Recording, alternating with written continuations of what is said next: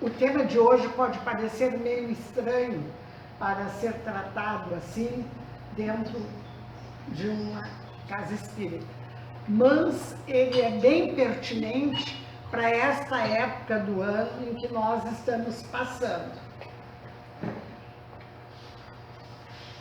Nós estamos no mês de fevereiro, pleno mês de fevereiro ainda, né? Então, mês de fevereiro, aqui no nosso hemisfério, que é verão, calor, sol, praias, passeios, férias, nos remetem a essas ideias, esses dias de calor e de sol forte que estão sobre nós.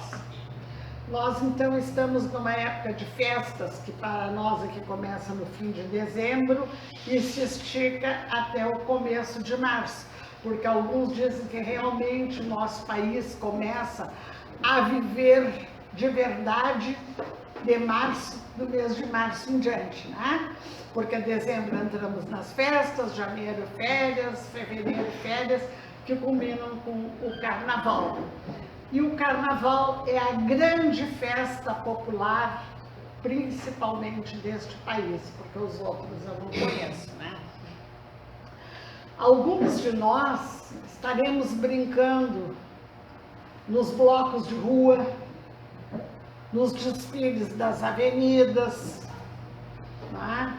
Nos camarotes VIPs, nos trios junto aos trios elétricos, na frente da televisão, junto com alguns amigos, não é? Brindando um encontro, porque o carnaval traz coisas menos boas e coisas boas também. Como tudo nesta vida tem os dois lados, né? Então, alguns estão felizes, ou querendo ser felizes. Outros, o que estarão pensando, fazendo nessas horas? Aonde estarão? Será que entre todos nós, os folhões ou não, está presente nas nossas mentes o Evangelho de Jesus também nesses momentos? Ou ele se faz presente entre nós nos momentos mais penosos da vida? Não, ele tem que estar presente sempre. Nos penosos, nós pedimos. Nos bons, nós agradecemos. Nós gostamos muito de pedir. Assim como nós gostamos de pedir, nós temos que aprender a agradecer e a louvar. Porque o mundo espiritual não tem obrigação de nos fazer felizes. A felicidade, maior ou menor, depende só de nós. O mundo espiritual ajuda, mas não obriga ninguém a ser feliz ou infeliz. Para isso, Deus nos deu de presente o livre-arbítrio, que são as nossas escolhas. E nós seremos felizes ou não nessa nossa caminhada terrena devido às escolhas que fizermos. Por isso que antes de cada palavra dita, de cada passo dado, de cada atitude a ser tomada, nós devemos parar e pensarmos muito. Pensarmos com a alma e com o coração. Porque tem coisas que nós podemos arrumar depois e tem outras que não. Então nós temos que pensar sempre muito bem. No Evangelho, nós temos a síntese de todos os ensinamentos necessários para a evolução espiritual do homem, né? A evolução da educação e a evolução do espírito. Vejam como o Evangelho é importante por si só nas nossas vidas, né? Ele é a parte moral, a parte que educa, que adoça o nosso espírito e as nossas almas aflitas. Vejam bem, Os outros livros são muito importantes também, não são mais técnicos. E o Evangelho se dirige mais aos sentimentos, ao coração, a nossa forma certa de agir e proceder para conosco e para com o próximo, né? O Evangelho respeita muito e muito o livre-arbítrio de cada um de nós e contempla todos nós, independentemente de raça, de crença, de cor. Não todos são iguais perante o autor do Evangelho, que nós sabemos que é o nosso irmão Jesus de Nazaré. Embora, durante esses anos todos, desde a sua partida, o Evangelho tenha sofrido algumas diminuições, algumas interpolações, mas na essência, a base, o mundo espiritual sempre cuidou para que não houvesse transformação significativa. Então, as transformações mais são de palavras, interpolações, coisas assim, mas não o significado real. O Evangelho tem permanecido entre nós de forma definitiva. Por quê? Porque ele é a verdade. E a verdade, quando chega até nós, é para ficar. O que Cristo disse? Conhecereis a verdade e a verdade vos libertará. Mas que verdade é essa? A verdade sobre nós mesmos. Nós temos que procurar nos conhecermos, porque para sabermos lidar conosco, nós temos que saber quem somos realmente. Sem adereços, sem enganações, né? Sem falsos critérios, temos que procurar ser sinceros conosco, para podermos estender essa sinceridade, essa boa vontade ao nosso próximo, né? Porque assim como o nosso próximo é o espelho no qual nós nos miramos, nós também servimos de exemplo e espelho para o próximo. Se eu disser aqui uma coisa, logo ali adiante, botar o pé para fora da casa e fizer outras completamente diferentes, ninguém mais vai acreditar em mim. Aliás, ninguém deverá acreditar em mim. Porque a pessoa deve agir como fala, e ela fala geralmente como pensa. Se eu penso A aqui dentro, eu não posso pensar B lá fora. Nós temos que ser autênticos. Nós podemos até tentar enganar a nós mesmos, enquanto estamos aqui nessa romagem terrena.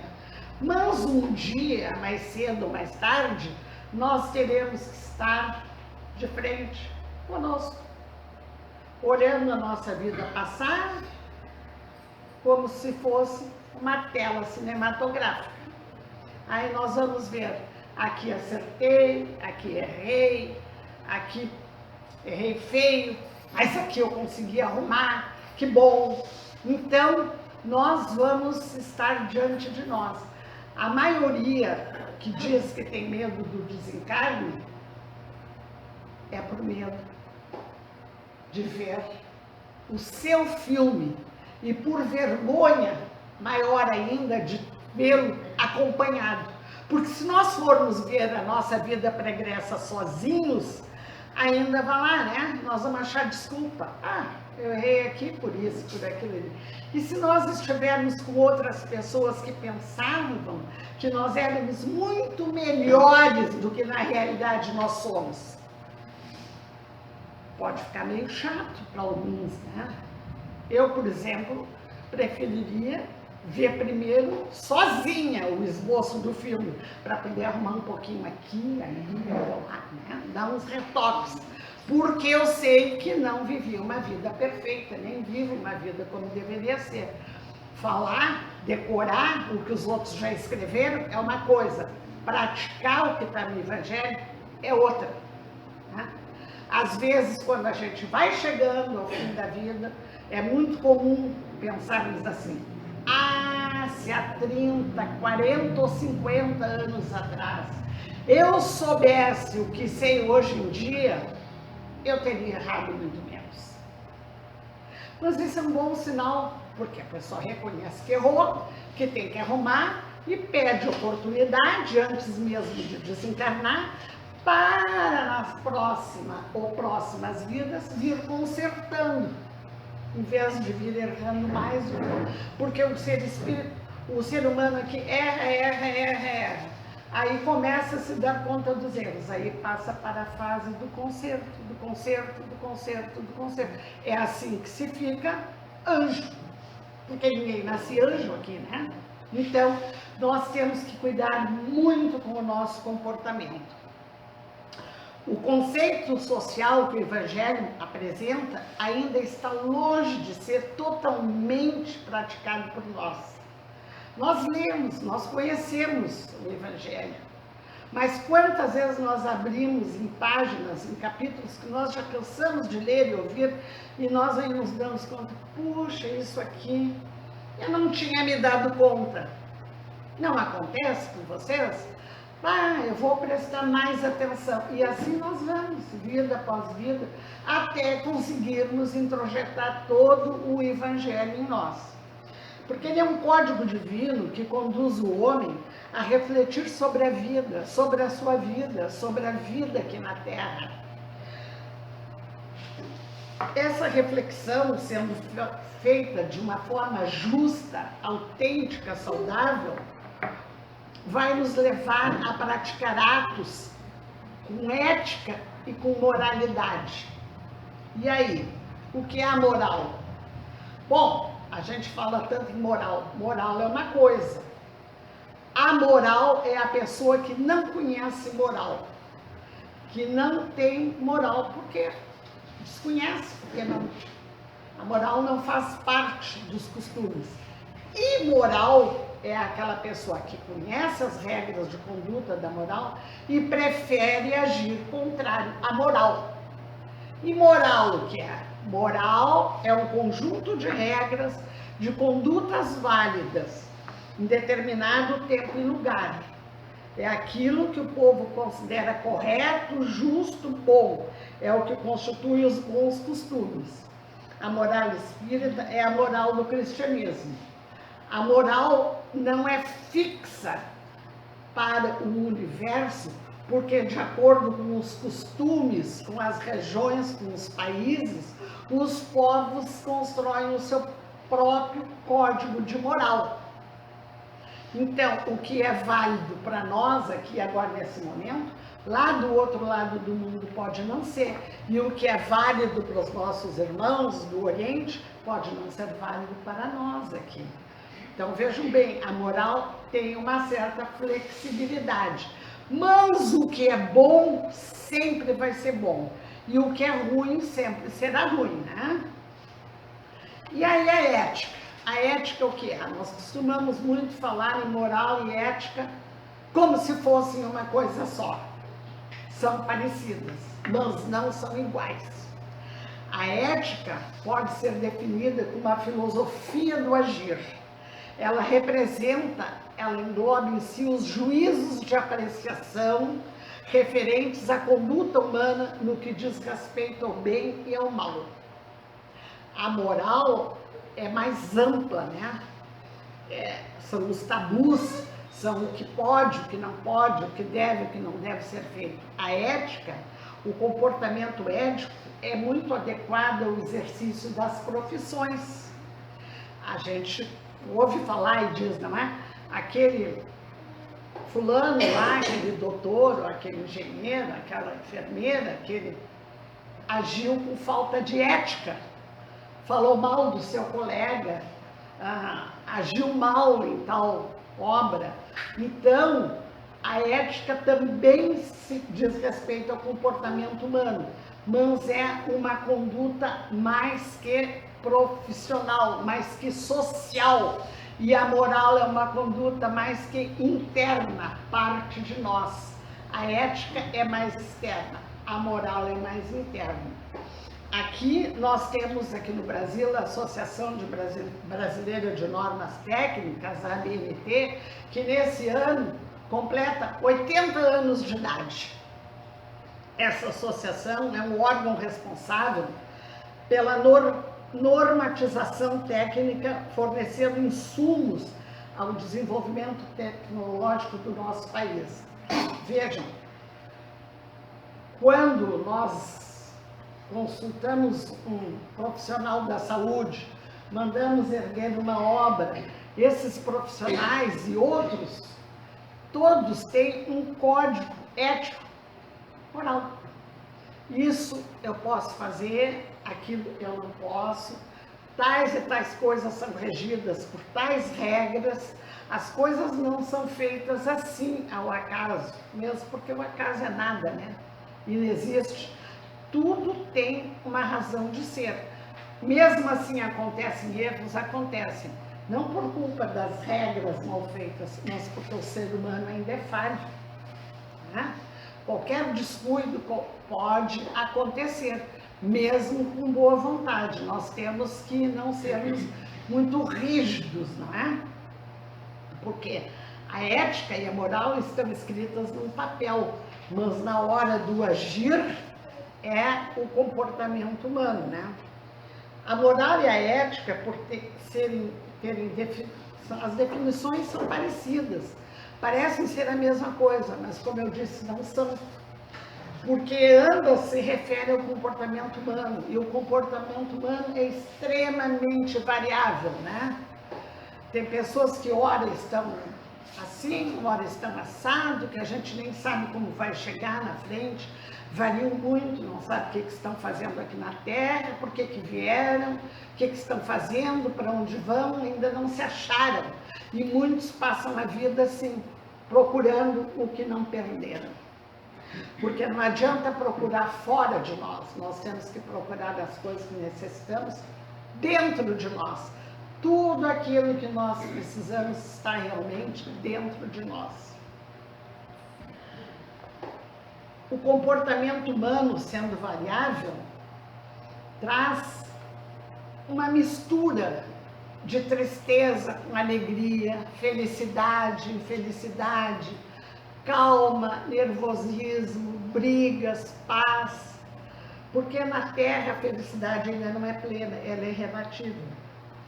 E quando nós esquecemos a finalidade pela qual nascemos, que é a busca pela evolução espiritual e a função de sermos, olha que importante nós somos, Deus nos convidou para sermos auxiliares dele na obra da criação. Nós não podemos falhar tanto assim, não é?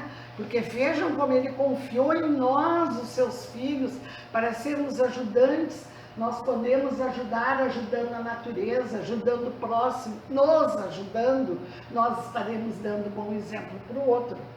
Nós não devemos buscar a satisfação apenas nos interesses materiais, no gozo da matéria, no prazer, no dinheiro, porque tem gente que diz, o dinheiro não compra a felicidade, mas manda buscar, basta ligar para um Uber ou para um motoboy que a felicidade logo chega.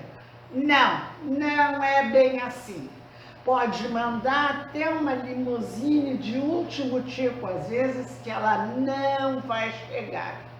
Porque a felicidade que nós sentimos, ela independe dos outros, ela não vem de fora, ela tem que nascer dentro de nós. Então não adianta eu mandar um Uber, um carro, uma limusine, um helicóptero buscar. O dinheiro vai comprar coisas, vai comprar comida boa, vai comprar roupa boa, vai comprar moradia boa, pode até comprar uma pessoa, se eu quiser determinada pessoa na minha vida, mas vai comprar o amor dessa pessoa? Não. Vai comprar a amizade dessa pessoa? Não. As coisas mais importantes da vida são de graça. E por serem gratuitas, nós não damos tanto valor assim, porque nós damos muito valor àquilo que pesa, que dói o nosso bolso, né? Aquilo que é comprado, aí nós damos valor, né? Então, a matéria é finita, né? O espírito é que é imortal. Grandes educadores como Kardec, Piaget, Pestalozzi, Rousseau, que era da, da mesma linha da Maria Montessori, já diziam: eles se preocupavam com a educação moral e diziam, eles concordavam que a moral é o fim supremo da educação e que a moral também forma o homem de consciência reta, isto é, o homem de bem, que no Evangelho nós temos. O homem de bem é aquele que pratica a lei da justiça, do amor e da caridade na sua maior pureza. Além da razão, nós devemos aprender a lidar com os sentimentos e as emoções. Muitos de nós são levados pela razão, são mais racionais do que emocionais, e outros são levados pelas emoções. Cuidado com as emoções, porque as duas têm que andarem juntas, tá?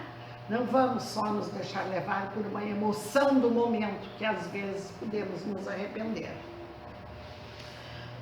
O amor pela vida habita em cada um de nós, embora ele esteja às vezes meio adormecido, meio distorcido, mas todos nós temos o amor, a fagulha do amor divino nas nossas almas.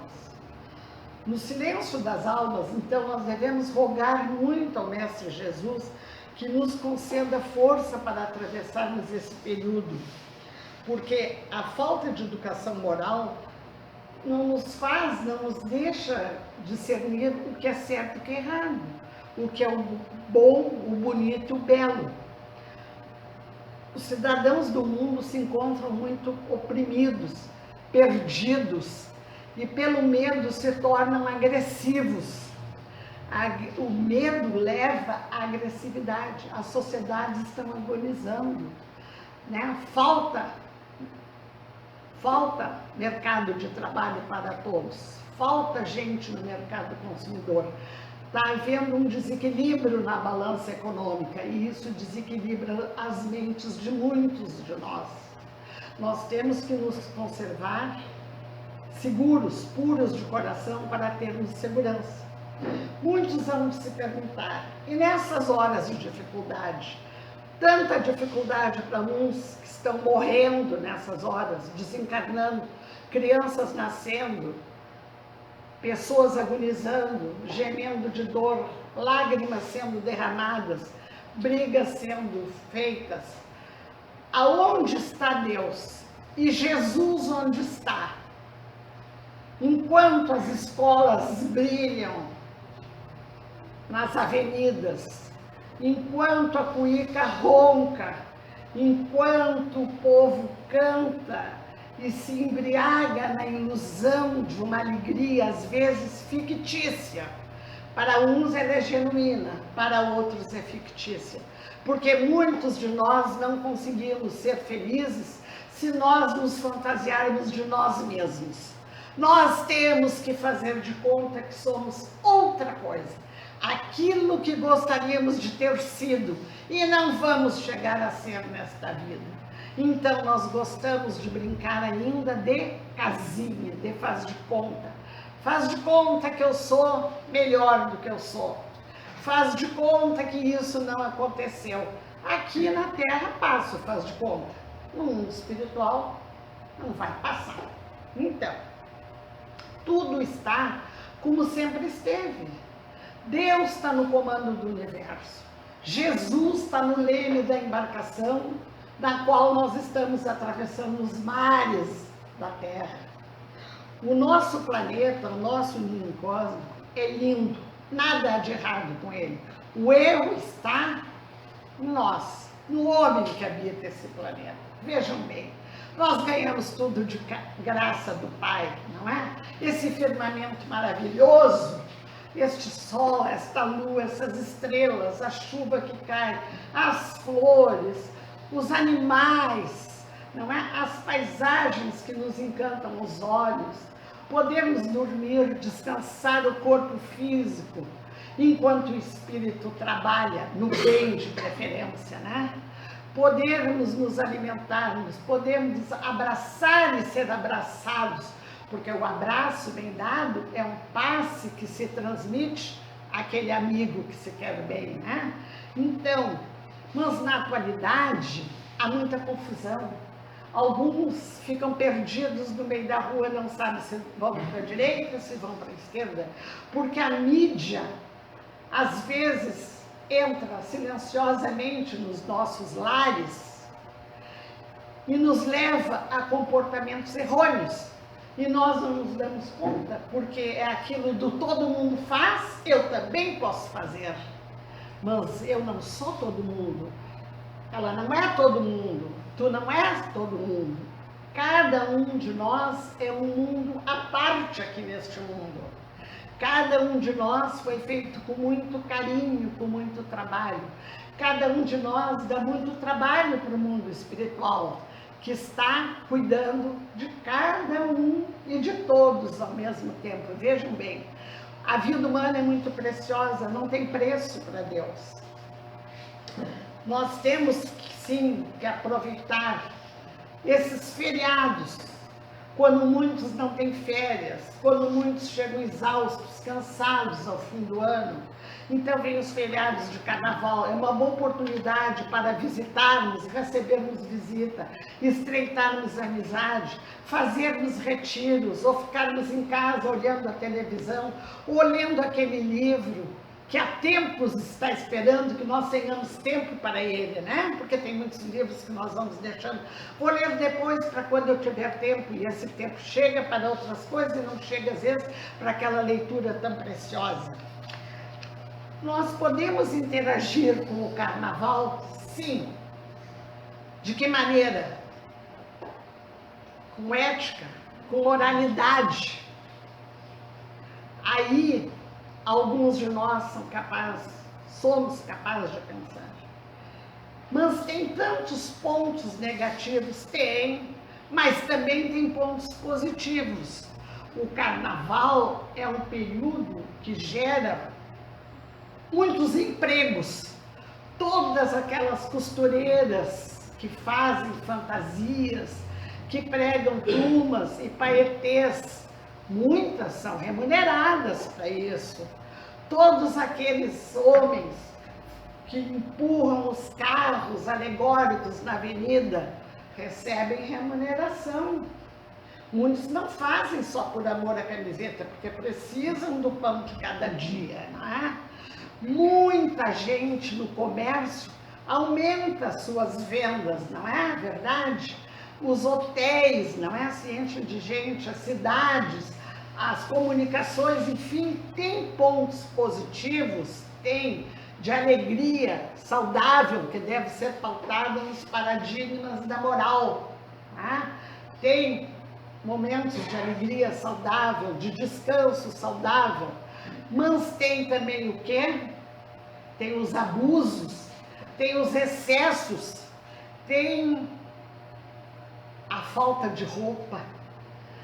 A falta de roupa não nasceu aqui e agora no Brasil, no nosso carnaval.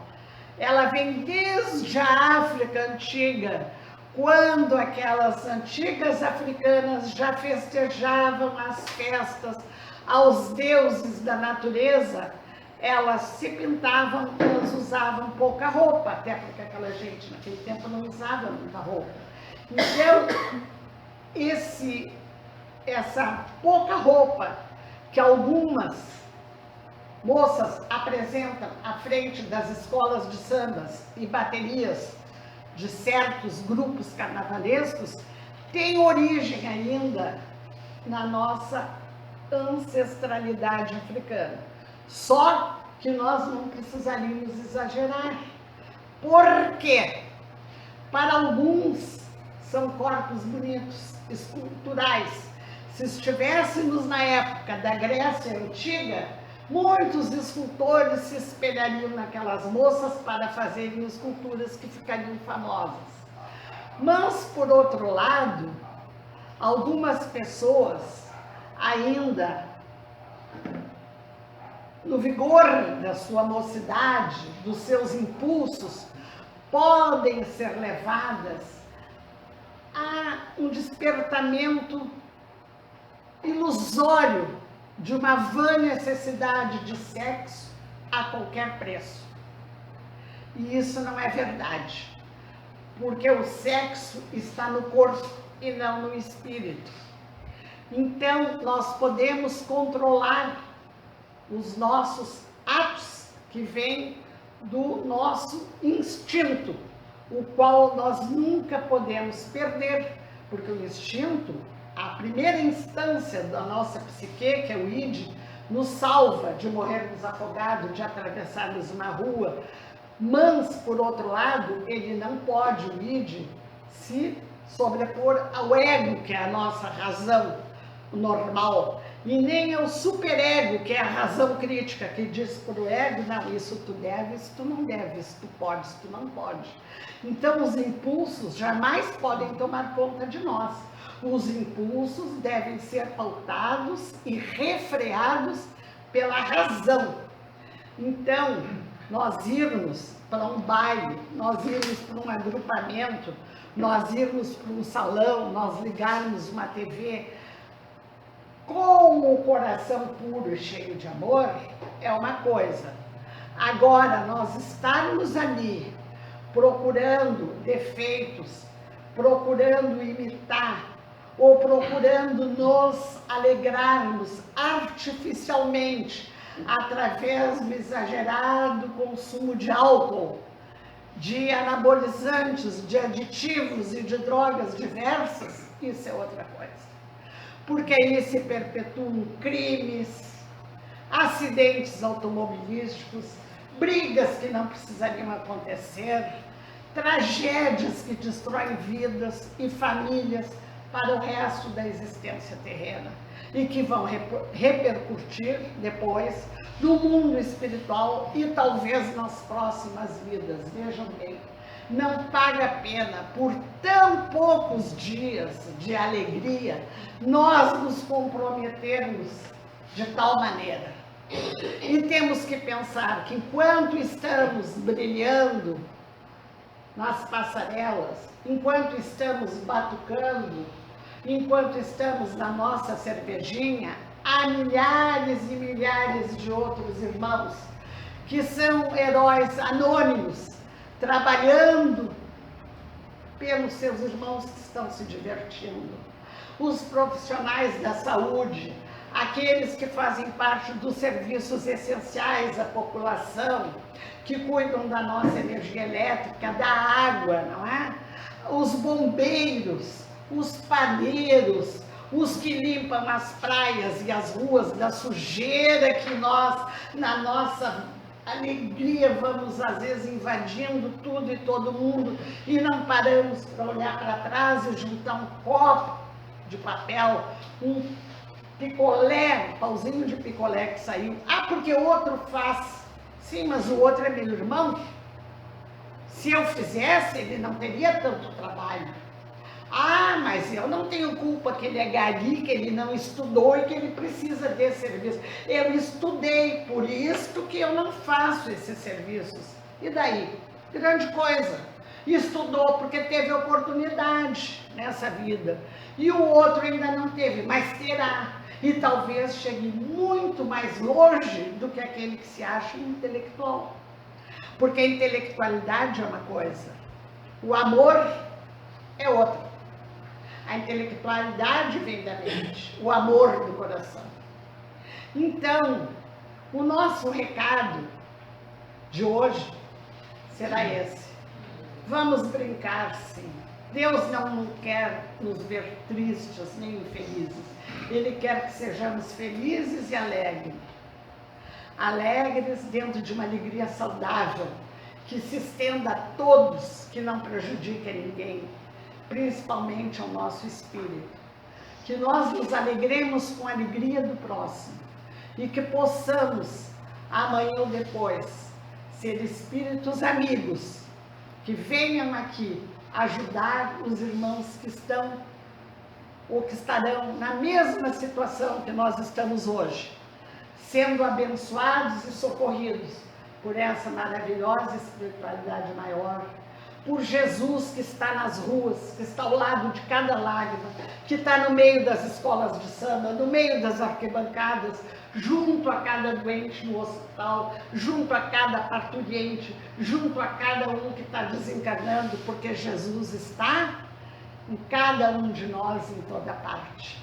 Nós somos filhos de Deus e irmãos de Jesus, Portanto, vamos nos amarmos como Deus nos pediu. Sem nos amarmos, nós não poderemos amar a Deus. E jamais seremos felizes com a falta do amor e do perdão dentro dos nossos corações. Que assim seja. Que assim seja.